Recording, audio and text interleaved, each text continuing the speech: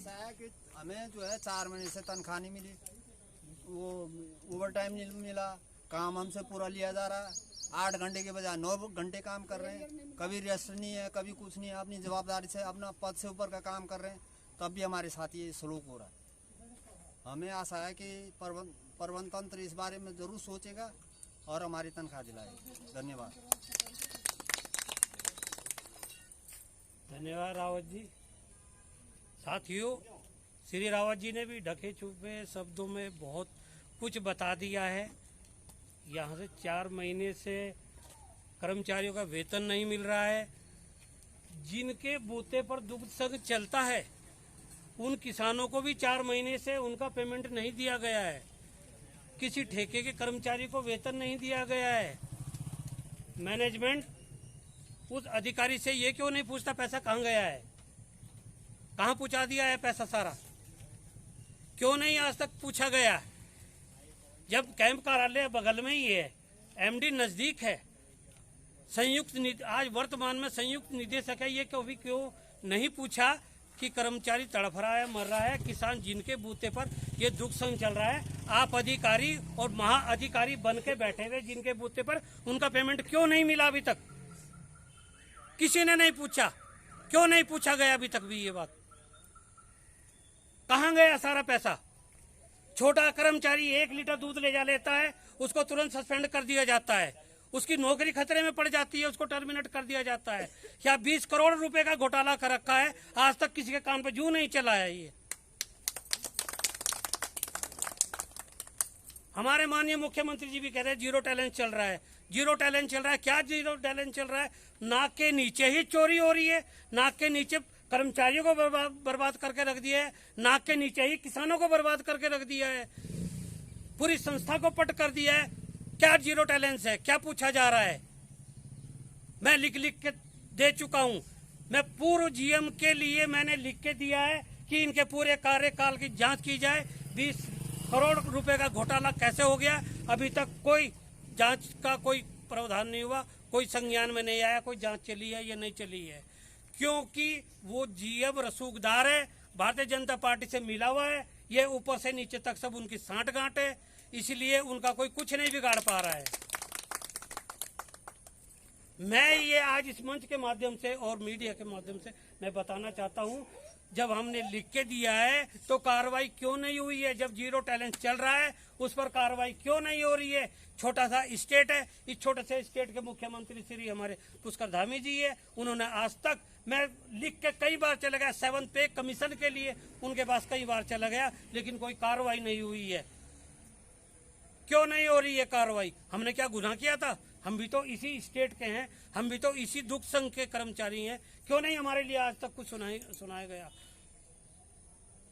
हमें पूर्व में हमारा 6 पे कमीशन हो, डीए हो, यहाँ के बोर्ड के माध्यम से हमें सब कुछ यहीं से मिलता था, और आज सब कुछ वहां से शासन से कर दिया है।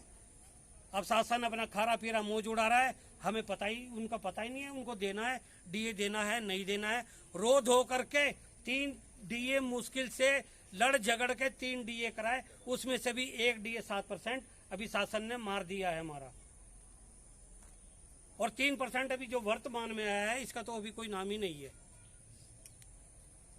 जबकि मुख्यमंत्री द्वारा आदेश हो चुका है। आज मैं इस मीडिया के माध्यम से, प्रिंट मीडिया के माध्यम से बताना चाहता हूं, जब हमें पूर्व की भांति हमारा ये जो डीए का है ये तुरंत तत्काल प्रभाव से लागू किया जाए, जो हमारा डीए आता है। क्योंकि मेरी ये बात एमडी साहब से भी हुई थी, क्योंकि डीए हर 6 महीने बाद आता है, हर 6 महीने बाद फाइल को शासन में नहीं दौड़ाया जाएगा, इसलिए हमारी ये डीए की पूर्व व्यवस्था ही बहाल कर दी जाए, ये मैंने शासन को लिख के दिया हुआ है, और अभी तक उस पर कोई कार्रवाई नहीं हुई, और हुई है नहीं हुई है कोई संज्ञान में नहीं आया, कोई जवाब नहीं दिया गया है। तो साथियों, आज तो यही है, कल को इससे बड़ा और मीटिंग होगी, उसमें सब मीडिया होगा, उसमें सब थोड़े साक्ष्य जुटाऊंगा और ये सब रखूंगा। जब 20 करोड़ रुपए का घोटाला हुआ है वो कहाँ गया है, इसकी हमें ईडी के द्वारा इसकी जांच कराई जाए। जब संजय राउत के घर में ईडी जा सकती है, राहुल गांधी के घर में ईडी जा सकती है, तो यहाँ छोटा सा स्टेट है, यहाँ ईडी के माध्यम से यहाँ क्यों नहीं जांच की जा सकती है? मैं ये सरकार से मांग करूंगा, हमें भी ईडी के द्वारा निष्पक्ष जांच चाहिए और जो घोटाला निकलता है उसके खाते से अन्य उसके घर बेच करके वो घोटाले को उसको उस संस्था में पैसा लाना चाहिए ताकि संस्था ठीक से चल सके, कर्मचारियों के बच्चे भूखे ना मरे, उनका रोजगार, उनकी रोजी रोटी चलती रहे। आज का मेरा इतना ही कहना था और आगे हमारे यूनियन के अध्यक्ष श्री राकेश भट्ट जी हैं, हमारे फैक्ट्री इंचार्ज श्री राकेश भट्ट जी हैं। अब मैं उनसे भी निवेदन करूंगा कि आके हमारा मार्गदर्शन करें। क्योंकि हम सब कर्मचारी जब फैक्ट्री इंचार्ज हैं तो हम अपना रोना सबसे पहले उन्हीं को जाके रोएंगे। हमें वेतन नहीं मिल रहा, हम उन्हीं को बताएंगे, क्योंकि काम हम उन्हीं के अंडर में करते हैं। जब हम काम उनके अंडर में करते हैं तो हम रोना भी उन्हीं के सामने जाके रोएंगे।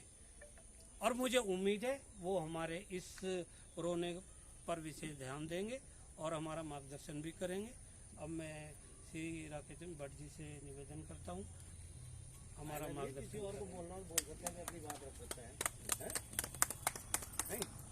ताली बजा दिया। इनकलाब जिंदाबाद, जिंदाबाद जिंदाबाद, इनकलाब जिंदाबाद, जिंदाबाद जिंदाबाद। जोर जुल्म की टक्कर में संघर्ष हमारा नारा है, और जोर जुल्म की टक्कर में संघर्ष हमारा नारा है, और जोर जुल्म की टक्कर में संघर्ष हमारा नारा है। कर्मचारी एकता जिंदाबाद, जिंदाबाद जिंदाबाद, इनकलाब जिंदाबाद, जिंदाबाद जिंदाबाद। आवाज दो, आवाज दो।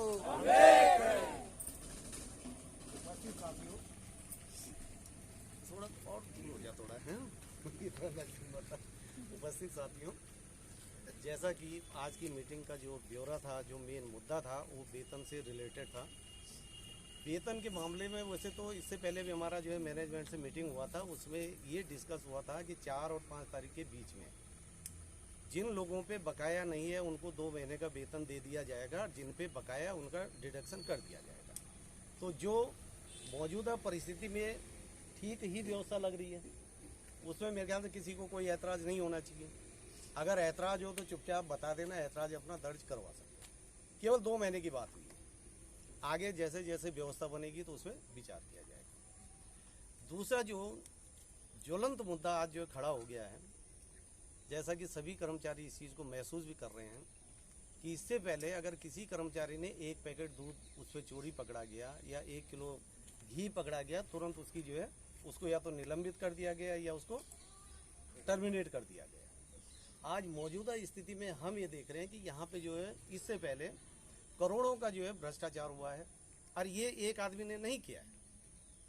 ये तो हमें तो ये लगा, जो हम देख रहे हैं कि ये बिल्कुल संगठित लूट हुई है, ऊपर से लेके नीचे तक। इस मुद्दे पे यूनियन ने भी अपना पक्ष रखा, शासन प्रशासन में भी माननीय मंत्री जी को भी जो है अवगत कराया अपनी चिंताओं से, कि जब इतना बड़ा हादसा, जब इतनी बड़ी डकैती, इतनी बड़ी लूट यहाँ पे पड़ गई है, तो जो जीरो टॉलरेंस की हमारी सरकार है, जैसा कि हम पेपर में देखते हैं, सुनते हैं, पढ़ते हैं, टीवी चैनलों में देखते हैं कि जो है सरकार कहती है कि भाई हम जो है जीरो टॉलरेंस की नीति पे चलेंगे।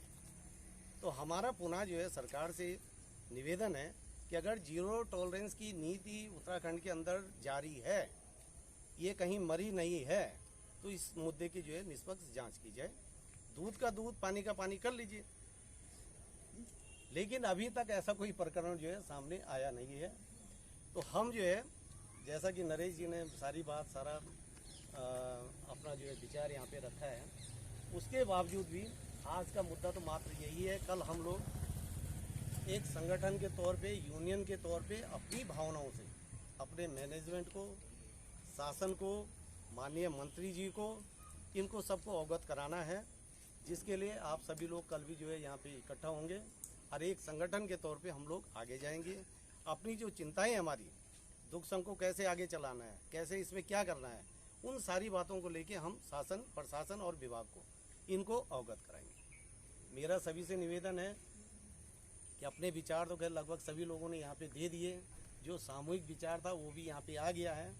बट अगर किसी साथी को कोई और विचार अपना रखना हो तो उसका जो है उसकी समीक्षा हम कल कर सकते हैं।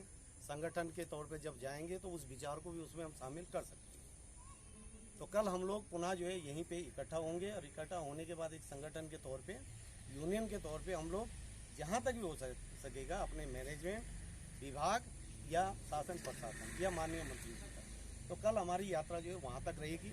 अपनी भावनाओं से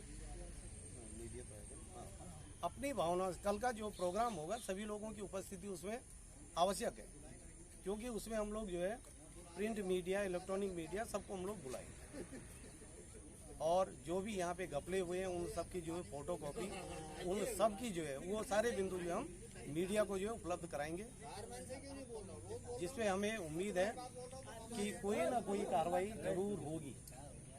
इन्हीं सब बातों के साथ आप सभी लोगों का आभार व्यक्त करते हुए मैं अपनी बात को विराम देता हूं और उम्मीद करता हूं कि कल आप सभी लोग नए जोश के साथ इसी मंच पर गेट मीटिंग के लिए यहाँ पर आएंगे।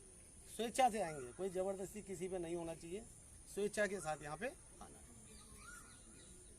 सभी साथियों का धन्यवाद। जय हिंद।